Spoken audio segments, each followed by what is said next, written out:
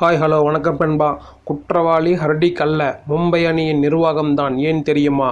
அகமதாபாத்தில் ஹர்டிக்கை விரட்ட ஆரம்பித்த ரசிகர்களின் அதிருப்தி ஒலி வாட்கடே வந்த பிறகும் விடவில்லை. சொந்த மைதானத்திலேயே ஹர்டிக்கிற்கு ஆதரவில்லை. ரசிகர்கள் ஹர்திக்கின் மூக்கறுக்கும் வேலையில் ஈடுபட்டிருக்கின்றனர். ஆனால் இத்தகைய எதிர்ப்புக்கெல்லாம் ஹர்திக் தகுதியானவர்தானா? அவர் குற்றவாளி கூண்டில் ஏற்றப்பட்டது சரிதானா? கேப்டன்சி மர்மமாக நடைபெறாததான் அந்த அணியின் அத்தனை பிரச்சனைகளுக்கும் காரணம்.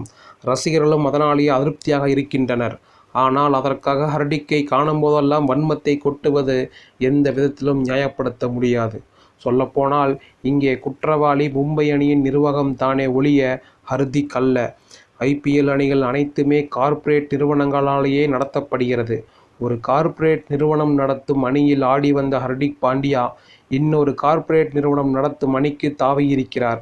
கூடுதல் சம்பளத்திற்காகவும் உயர் பதவிக்காகவும் நாம் ஒரு நிறுவனத்திலிருந்து இன்னொரு நிறுவனத்திற்கு மாறுவோமே, அதுதான் இங்கேயும் நடந்திருக்கிறது. மும்பை அணி ஒரு ஆஃபருடன் ஹர்டிக்கிற்கு சென்றிருப்பார்கள்.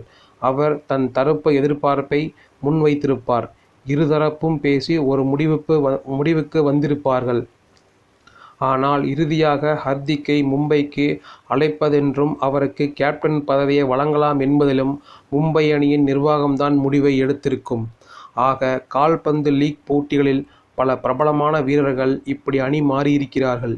இந்தியாவில் IPLலில் அந்த கலாச்சாரம் இப்போதுதான் ஊடுருவ தொடங்கியிருக்கிறது என்பதால் நமக்கு இது அநியாயமாக தெரிகிறது. ஹர்டிக் செய்திருப்பது விசுவாசமற்ற செயலாக தெரிகிறது. ஆனால் உண்மையிலேயே ரசிகர்கள் கோபத்தை காட்ட வேண்டியது மும்பை அணியின் நிர்வாகத்தின் மீதுதான். அவர்கள்தான் இங்கே சொதப்பியிருக்கிறார்கள். தங்களின் வெற்றிகரமான கேப்டனுக்கு முறையான மரியாதை கொடுத்து சுமூகமாக அடுத்த கேப்டனை தெரிவு செய்வதில் தடுமாறியிருக்கிறார்கள். புதிய கேப்டனை அவர்கள் தேர்வு செய்த காலகட்டமே அபத்தமானது. ரோஹித் வெற்றிகரமான கேப்டன். 5 முறை கோப்பையை வென்று கொடுத்திருக்கிறார். கடந்த முறை பிளே ஆஃப்ஸ் வரை அணியை அழைத்துச் சென்றிருக்கிறார். IPLஐ தாண்டி உலகக்கோப்பையில் அணியை இறுதிப் போட்டி வரை அழைத்துச் சென்றிருக்கிறார். இந்த இறுதிப் போட்டியில் மட்டும்தான் இந்திய அணி தோற்றிருந்தது. மற்றபடி தொடர் முழுவதுமே சிறப்பாக ஆடியிருந்தது. ஜூனில் நடைபெறப்போகும் T20 உலகக்கோப்பைக்கும் ரோஹித் தான் இந்திய அணியின் கேப்டன். அப்படி இருக்க ரோஹித்தை கேப்டன்சியை விட்டு நீக்க வேண்டிய தேவை என்ன ஏற்பட்டது?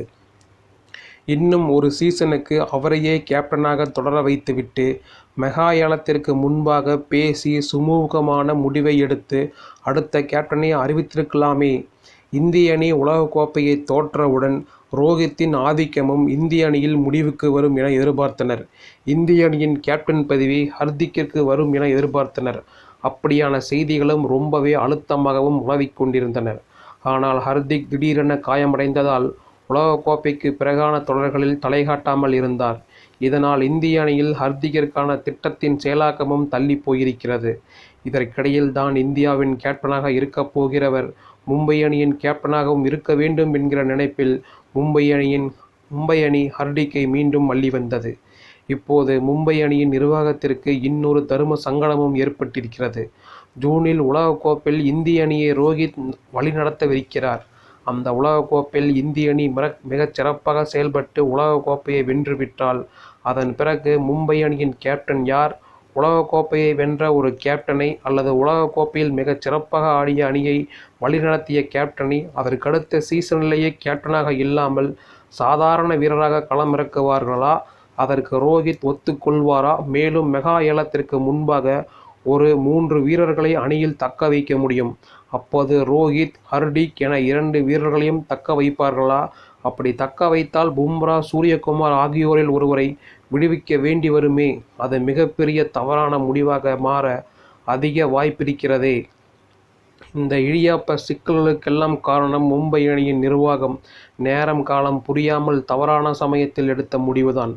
ஆக இந்த விவகாரத்தில் ஹர்திக்கின் தலையோ ரோஹித்தின் தலையோ உருட்டுவதில் எந்த நியாயமும் இல்லை.